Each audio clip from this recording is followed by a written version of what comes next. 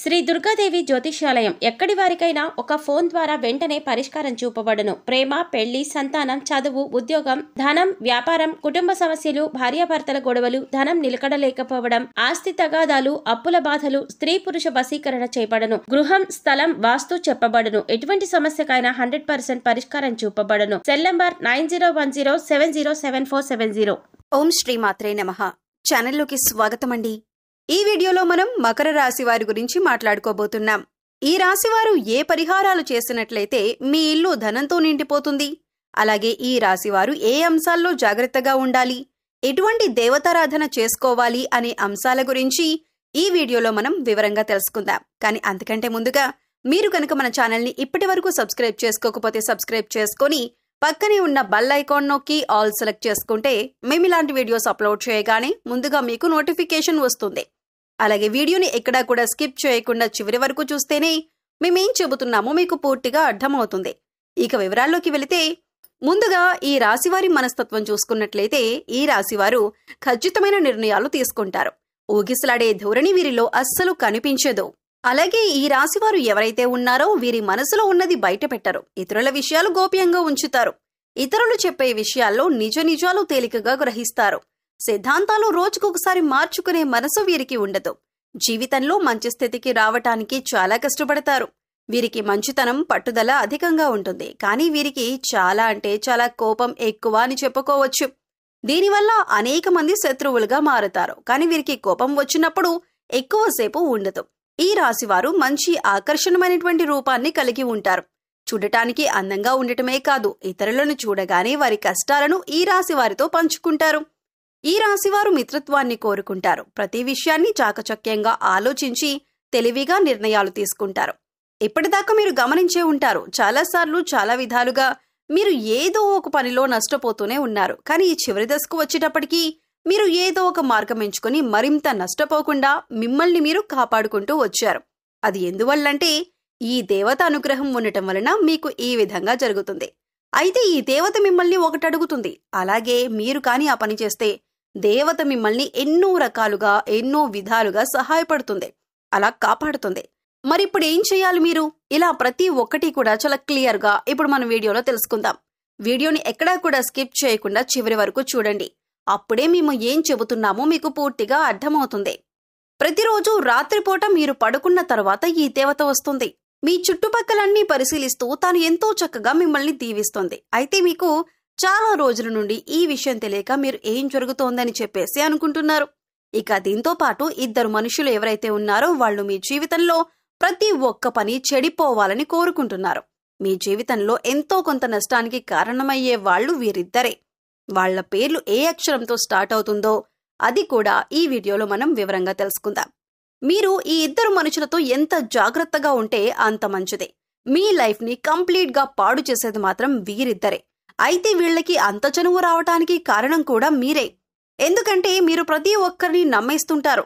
ఎంత నమ్ముతారంటే మీ లైఫ్ లో జరిగే ప్రతి ఒక్క విషయాన్ని మీరు ఎంతో క్లియర్ గా వీరికి ప్రతి ఒక్కటి చెబుతూ ఉంటారు. వీళ్లతో మీరు ఇంతకు ముందు కూడా చాలా విధాలుగా నష్టపోయి ఉన్నారు. వీళ్ళు మాయ మాటలు చెప్పగానే మళ్లీ వాళ్ళని మీరు నమ్మడం మొదలు పెట్టేస్తారు. దాని మూలాన మళ్లీ మోసం చేయటానికి అవకాశం కలుగుతుంది. మీరు ఇప్పటిదాకా ఎంతో కష్టపడి ఉంటారు. మీరెంతో శ్రమదానం చేస్తారు. కానీ ప్రతి ఒక్క పని ఏదైతే ఉందో అది నష్టానికి దారితీస్తుంది. దానికి కారణం కూడా వీరిద్దరే. అయితే వీరెవరో కాదు, బయట వాళ్ళు అంతకన్నా కాదు. ఎందుకంటే బయట వాళ్లకు మన గురించి అంతగా తెలియదు. మీకు ఎక్కువగా తెలిసిన వాళ్ళు ఇటువంటి పనులు చేస్తూ ఉంటారు. మనం ఏదైనా కొత్త వస్తువు కొన్నా, మనం కాస్త అభివృద్ధిలోకి వస్తున్నా చాలు వీళ్ళు కళ్లల్లో నిప్పులు పోసుకుంటారు. మీరు బాధలో ఉంటే వాళ్ళు సజెషన్ ఇవ్వాలని చెప్పేసి ఎదురు చూస్తూ ఉంటారు. వీళ్ళెప్పుడు కూడా మీ చుట్టుపక్కలే ఉంటారు. కానీ వీళ్ల గురించి మీకు సరైన అవగాహన లేకపోవటం, మీరు మరింతగా వీళ్ళని నమ్మేసి ప్రతి ఒక్క విషయాన్ని వీళ్ల దగ్గర తెలియజేస్తూ ఉంటారు. ఇదే అవకాశంగా తీసుకొని ప్రతి ఒక్కటి మీకు రివర్స్ ప్లాన్ చేసుకొని వాళ్ల ప్లాన్ లో వాళ్ళు సక్సెస్ అవుతున్నారు. కాబట్టి మీరు ఎప్పుడూ కూడా ఏ పని చేయాలనుకున్నా, మీరు ఏ నిర్ణయం తీసుకోవాలనుకున్నా మీరు మాత్రం ఎప్పుడూ కూడా ఎవరితో ఆ పని గురించి డిస్కస్ చేయకండి. ఆ పని జరిగిన తర్వాత వేరే వాళ్లకు తెలియజేసేలా ఉండండి. అయితే మొట్టమొదటగా మీరు జాగ్రత్తగా ఉండవలసిన వారి పేరు మొదలయ్యే అక్షరం కలిగిన పేరేంటంటే ఎస్ అక్షరంతో ఎవరి పేరైతే ఉంటుందో వాళ్ళు ఎప్పుడు చూసినా కూడా ఎక్కువ శాతం జలస్ గా ఫీల్ అవుతూ ఉంటారు. వాళ్ళు ఎప్పుడు కూడా బయటకు వేరే వాళ్ళకి ఎంతో సానుభూతి చూపిస్తున్నట్టుగా ఉంటారు. కానీ వాళ్ళు చేయాల్సిన పనులన్నీ చాలా సైలెంట్ గా చేసుకుంటూ పోతారు. వీళ్ళు ఎప్పుడు కూడా మనతో కలిసి ఉన్నట్లుగానే నటిస్తారు. కాబట్టి మీ జీవితంలో కూడా ఇటువంటి వారు ఉన్నట్లయితే జాగ్రత్తగా ఉండండి. ఇది కలికాలం. కలికాలంలో పాజిటివిటీ అనేది అస్సలు లేదు కాబట్టి ఎలాంటిదేది కూడా జరగదు అనుకోవటానికి. కాబట్టి ఇలాంటి పేర్లు కలిగిన వ్యక్తులు మీ లైఫ్లో ఎవరైనా ఉంటే వాళ్లతో జాగ్రత్తగా ఉండండి. కాస్త గమనించుకుంటే మీకే మంచిది. వాళ్ళు ఎప్పుడూ కూడా మోసం చేస్తూ ఉంటారు. ఇలాంటి వాళ్లతో ఎప్పటికీ మీరు జాగ్రత్తగా ఉండాలి. ఇలాంటి వాళ్ళు మీ లైఫ్లో ఉంటే వాళ్ళు మీ లైఫ్లోకి వచ్చిన తర్వాత మీ లైఫ్లోకి ఎలాంటి అప్ అండ్ డౌన్స్ వచ్చాయి, మీ లైఫ్ ఏ విధంగా ఉంది అనేది మీరు గమనించుకుంటే మీకే తెలిసిపోతుంది. ప్రతి ఒక్కటి ఏదైతే ఉందో అది చాలా క్లియర్గా అర్థమైపోతుంది. కాబట్టి ఎప్పుడూ కూడా వారిని అతిగా నమ్మకండి. వాళ్లతో ఎంతవరకు ఉండాలి అని ఒక లిమిట్ అనేది ఉంటుంది. ఆ లిమిట్ మెయింటైన్ చేస్తే సరిపోతుంది. ఇక దేవత ఎవరో తెలుసుకుందాం. ఆ దేవత మిమ్మల్ని ఎప్పటి నుంచో అనుగ్రహిస్తుంది. అంటే మిమ్మల్ని చాలా రోజులుగా, అంటే దాదాపు 10 సంవత్సరాల నుంచి మీ మీద కటాక్షం చూపిస్తూనే ఉంది. అయితే దీనికి సంబంధించిన గుర్తులు మీరు ఎలా గమనించాలి అంటే, మీకు తరచుగా బ్రహ్మ ముహూర్తంలో మెలకు వస్తుంది. అంటే ఆ దేవత మీకు ఏదో ఒకటి సూచన చూపిస్తుందన్నమాట. మీకు బ్రహ్మ ముహూర్తంలో ఏ సమయంలో మెలకు వస్తుందో కామెంట్ చేయండి. మరి ఆ సమయంలో మీరు కానీ ఆ దేవుణ్ణి స్మరించుకుంటూ చక్కగా పూజ చేసుకుంటూ ఉంటే మీకు మరింత అనుగ్రహం అనేది కలుగుతుంది. ఎప్పుడు కూడా మనకి బ్రహ్మ ముహూర్తంలో పదే పదే మెలకు వస్తుంది. అంటే ఏదో ఒక దైవశక్తి మనకు అనుసంధానమై ఉంటుంది. కాబట్టి అటువంటి అనుభవాన్ని చెందుతారు. మీరు ఎక్కువ శాతం తీర్థయాత్రలకు వెళుతున్నట్టు కలలు వస్తున్నాయా? అయితే ఇది కూడా మీకు మరొక సూచన. సాక్షాత్తు దుర్గాదేవి అనుగ్రహం మీ మీద ఉంది. మీరు అమ్మవారిని పూజించటం చాలా కాలం నుంచి ఆపేశారు. మీరు నష్టాల్లోనే ఉన్నారని, బాధలో ఉన్నారని, మీరు ఎంతసేపటికి ఆ బాధల్లో మునిగిపోయి ఉంటున్నారు. కానీ మనస్ఫూర్తిగా దేవతను స్మరించుకుంటూ, నీతితో దీపారాధన చేసుకుంటూ, దుర్గాదేవి అష్టోత్తరం పారాయణం చేస్తూ ఉంటే సరిపోతుంది. అమ్మవారు మిమ్మల్ని మరింతగా ఏమి మీ నుంచి కోరదు. మీరు వీలైనంత త్వరగా మీ కర్మలని ఎంత బాగా తగ్గించుకుంటే అంత మంచిదే. మనం చేసే పనులు బట్టి మనకు ఆ దేవత అనుగ్రహం అనేది ఉంటుంది. మీరు మంచి పనులు చేస్తే ఆ కర్మం మీకు రిటర్న్ వస్తుంది. మనం అవతల వాళ్లకు వీలైనంత సహాయం చేయగలిగితే మనకి కూడా మంచి అనేది జరుగుతుంది. ఏదో ఒక రూపంలో దాని ఫలితం మనకు దక్కుతుంది. కాబట్టి ఎప్పుడూ కూడా ఎవరికీ కూడా మీరు అన్యాయం చేయాలని చెప్పి ఆలోచించకండి. మనం అవతల వాళ్ళు ఎంత బాగుండాలని కోరుకుంటే మనకి కూడా అంతే మంచి జరుగుతుంది.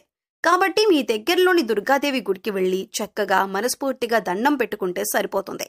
అలాగే మీ ఇంట్లో ధనాకర్షణ బాగా పెరగాలంటే మీ ఇంట్లో 4 చోట్ల పాటించవలసిన ముఖ్యమైన విధానాలేంటో ఈ వీడియోలో మనం తెలుసుకుందాం. వీడియోని స్కిప్ చేయకుండా చివరి వరకు చూడండి. అప్పుడే మేమేం చెబుతున్నామో మీకు పూర్తిగా అర్థమవుతుంది. ఈ రాశి వారి ఇంట్లోకి ధనాకర్షణ పెరగాలంటే, విపరీతంగా ధనాదాయం పెరగాలంటే మీ ఇంట్లో 4 చోట్ల ప్రత్యేకమైన సూచనలను పాటించాలి. మొట్టమొదటిగా గుమ్మం, రెండవది వంటగది, మూడవది బీరువా, నాలుగవది పూజామందిరం. ఈ 4 చోట్ల 4 ప్రత్యేకమైన 2 సూచనలను పాటించినట్లయితే మీ ఇంట్లోకి ధనాకర్షణ అనేది పెరుగుతుంది. అయితే ధనాకర్షణ బాగా పెరగాలి అంటే ముందుగా ఏం చేయాలో తెలుసుకుందాం. ఏదైనా శుక్రవారం రోజున ఒక 100 గ్రాముల నవధాన్యాలను తీసుకొని, ఒక పసుపు రంగు క్లాత్ తీసుకొని అందులో నవధాన్యాలను మూటగట్టి ఆ మూటను గుమ్మం లోపలి వైపు వేలాడదీస్తే ఆ మూట ప్రభావం వల్ల వాళ్ళ ఇంట్లోకి దుష్టశక్తులు రావు. అలాగే ధనాకర్షణ పెరుగుతుంది. ఆ తర్వాత రెండవది వంటగది. వంటగదిలో ఏం చేయాలంటే శుక్రవారం రోజు ఉదయం 6 గంటల నుంచి 7 గంటల మధ్య ప్రాంతంలో, మధ్యాహ్నం 1 నుంచి 2 గంటల మధ్య ప్రాంతంలో, రాత్రి 8 నుంచి 9 గంటల మధ్య ప్రాంతంలో, ఈ 3 సమయాల్ని శుక్రహోర అని పేరుతో పిలుస్తారు. ఈ సమయంలో మీ వంటగదిలో ఒక పళ్ళెం ఉంచి ఆ పళ్ళెంలో కళ్ళుప్పు వేసి దాని మీద ఒక పసుపు కొమ్మ ఉంచాలి. ఇలా చేస్తే ఇంట్లోకి ధనాకర్షణ విపరీతంగా పెరుగుతుంది. ఇక మూడవది బీరువాలోకి ధనాకర్షణ బాగా పెరగాలంటే మీరేం చేయాలంటే ఒక తెలుపు రంగు వస్త్రం లేదా పసుపు రంగు వస్త్రం తీసుకొని అందులో కొద్దిగా పచ్చకర్పూరం, కొన్ని యాలకులు వేసి మూటగట్టి బీరువాలో ఉంచాలి. ఇలా చేస్తే ఇంట్లోకి ధనాకర్షణ పెరుగుతుంది.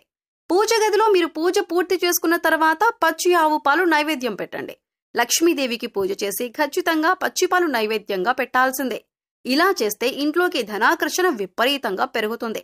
ఏ ఇంట్లో అయితే గుమ్మం దగ్గర, వంటగదిలో, పూజ గదిలో, అలాగే బీరువాలో ఈ 4 విధి విధానాలు పాటిస్తారో ఆ ఇంట్లోకి ధనాకర్షణ విపరీతంగా పెరుగుతుంది. అనేక మార్గాలలో ఆదాయాన్ని మీరు ఖచ్చితంగా పెంచుకుంటారు. ఇంటి ముందు పెట్టినటువంటి నవధాన్యాలు మాత్రం 3 నెలలకు ఒకసారి మార్చుకుంటూ ఉండాలి. నవధాన్యాలు ఎవరు తొక్కని చోట పారేయాలి. ఈ పరిహారం పాటించి చూడండి, మీరు ఆర్థిక కష్టాల నుంచి బయటపడతారు. సో చూశారు కదండి, మీకు ఈ వీడియో నచ్చినట్లయితే తప్పకుండా లైక్ చేసి మన ఛానల్ని సబ్స్క్రైబ్ చేసుకోండి. అలాగే మీ ఫ్రెండ్స్ అండ్ ఫ్యామిలీ మెంబర్స్లో ఎవరైనా మకర రాశి వారు ఉంటే వారితో ఈ వీడియోని షేర్ చేసుకోండి. మరో చక్కటి వీడియోతో మళ్ళీ కలుద్దామండి. ఓం శ్రీ మాత్రే నమః.